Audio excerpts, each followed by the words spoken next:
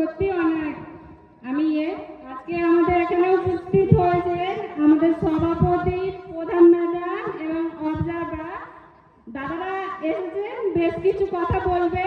সেই কথাগুলো আমরা সবাই মনোযোগ সহকারে শুনবো।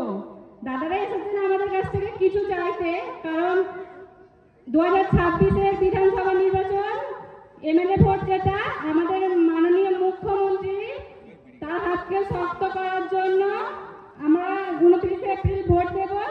ভোটটা যেন টিএমসিকে দিতে পারি। কারণ কেন আমরা টিএমসিকে ভোট দেব, বিশেষ করে আমাদের মা বোনেদেরকে বলি, কারণ মাননীয় মুখ্যমন্ত্রী আমাদের জন্য যেসব পরিকল্পনাগুলো করেছে বা যেসব প্রকল্পগুলো নিয়ে এসেছে অন্য কোনো মন্ত্রী এরকম ভাবেনি, বিশেষ করে আমাদের মেয়েদের জন্য। তাই আমরা লক্ষ্মীর ভান্ডার পাওয়ার জন্য ভোট দেব, যুবসাথী পাওয়ার জন্য ভোট দেব, স্বাস্থ্যসাথী পাওয়ার জন্য ভোট দেব, আর বাকিটা আমি তাড়াতাড়ি বলবো।